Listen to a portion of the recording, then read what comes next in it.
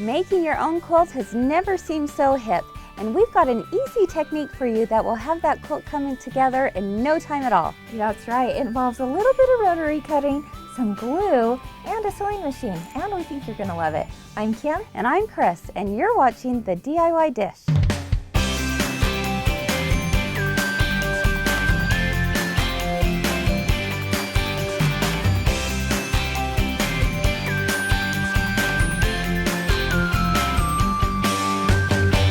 Welcome back everyone to another episode of The DIY Dish. We'd first like to thank Joanne Fabric and Craft Stores who have made this episode possible. Now you know, with new fabric lines coming in all the time from the latest designers, it really has brought a fresh and new and fun look to quilting once more. And we're excited to share with you this quilting project today, but first, Chris, I have to say something before we move on. I just had to laugh when I looked at, I had to laugh when I looked at this quilt because I just am wondering, do you match every outfit to your quilts?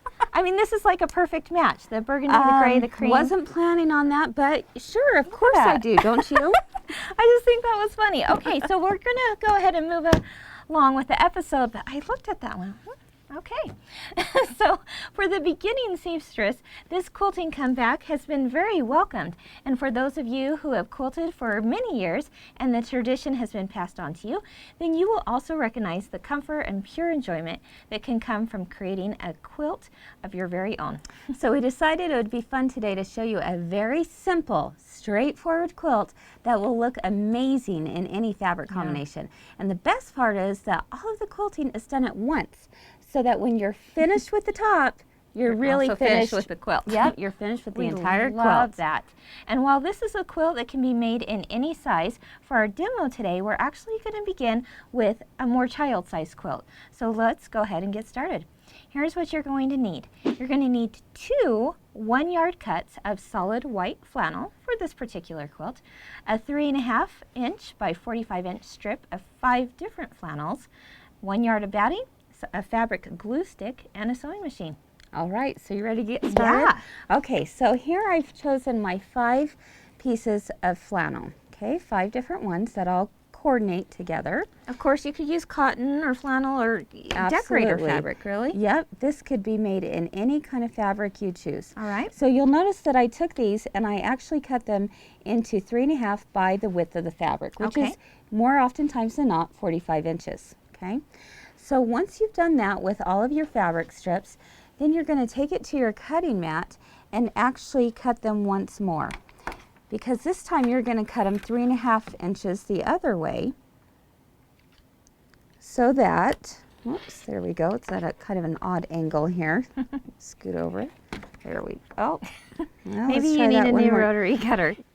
Look at that. There we go.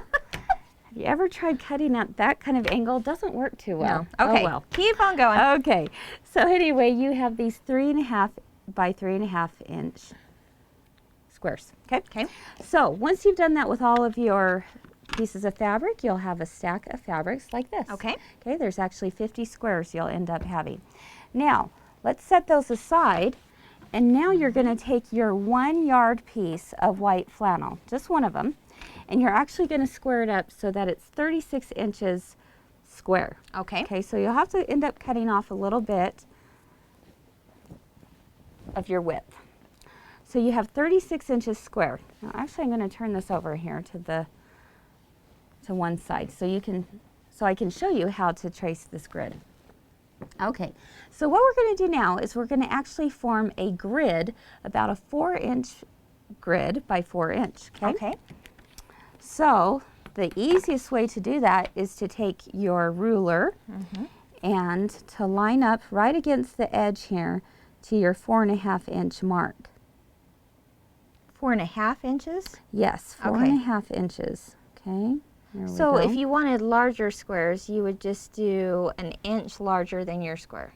Exactly. Right? Okay. Yes. So this really could be made in any grid you like. Okay. And I'm taking my water-soluble pen here, or if you have some kind of tracing pencil, you can do that. And if you can see here closely, I have now marked one line. I continue to follow that line every 4.5 inches. Okay, and sometimes it takes just a little moving around just to get it right.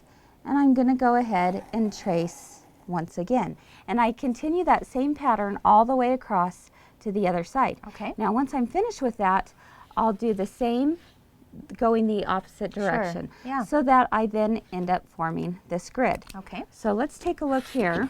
I've already done it on this reverse side. Although when you do it, you only have to do it one time. Okay. But this is where I could show you that each of this is 4.5 inches. Now, at this time, you're going to take your glue stick, and this is just a fabric glue stick I've got on hand. And with a little dab of glue, I'm going to start playing and putting those right in there. So you only put that glue in the middle, not around the outside edge? No, I'm not wanting to do it there. You know, I don't want you to think about it too much as you're placing it. You just want to make right sure. In the center. And you want to make sure that you don't have, you know, the same fabric up against each other. You have, you know, varying fabrics all throughout. Okay.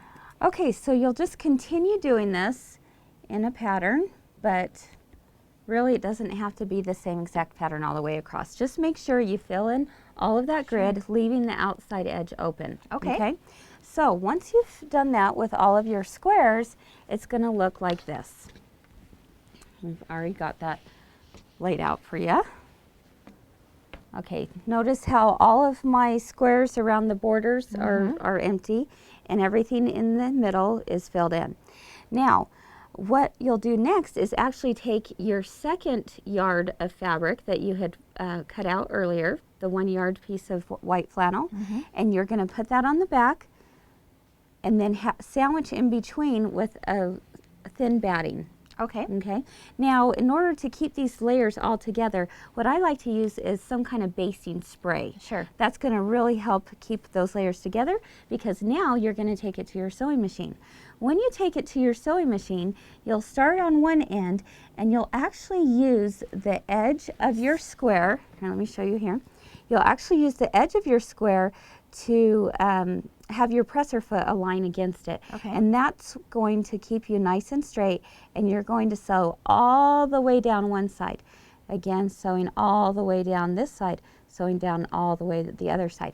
Once you've done that vertically, you're going to go back down and go the other direction horizontally. Okay. So Kim, why don't you go ahead and I'm excited to try this. Yeah.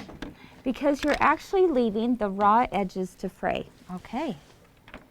I love the fact that this is going to be done and quilted by the time I'm finished with this. That's right. Now, preferably, if you have a walking foot for your sewing machine, I could that's see that being really going to helpful. help. Exactly. It's going to help guide those layers through. However, if you don't have a walking foot, you can still do this. Sure. It's my really advice, thin. It is very thin, and my advice would be to lengthen your stitch and definitely go slow. Okay. So do I want a back stitch at the beginning? Yes, you'll want to give a little bit of a back stitch. All right. Okay. And you continue moving forward and then don't just stop. across. Yep. Okay. And then sew all the way across.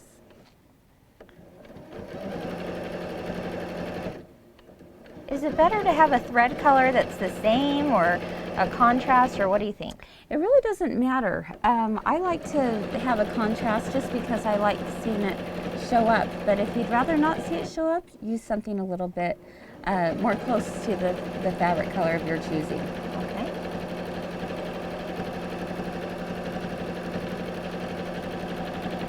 I love this. Very easy. See how quickly that comes together? Yeah. So you would continue the same process all the way across, and again Sure. the other direction. And when you're finished, you're ready to now bind and be done. Here it's on the back. Yeah. Oh, I love that. Make sure and erase your grid lines, however your water-soluble pencil or pen works. Okay. And you won't have those edges anymore, and you'll have a nice, clean, white frame around each of those blocks. Beautiful. Thank you. Beautiful. Okay, so let's go ahead and take a look at some of the other finished photos that you put together using the same method. You could do these as baby quilts that are very easy to do, child-size quilts. throws. It's really a fun thing to do.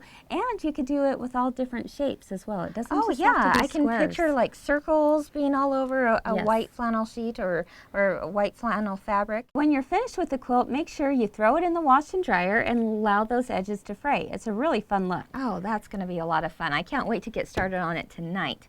To close, we want to thank Joann Fabric and Craft Stores for sponsoring this episode of the DIY Dish and making it possible. Go ahead and run on in there or visit them online to gather up everything you need to start one of these quilts today. And you know, this idea can really be done in so many ways. Again, change up those squares to be different shapes, circles, flowers, as we mentioned in those photos before, and put your own creative spin on it and see what happens. We'd love to see the results. Of course. You can post your photos on our Facebook page or Flickr group, or even come visit us at theDIYdish.com. Thank you for joining us today. We hope you felt creativity was served. Bye-bye. Bye.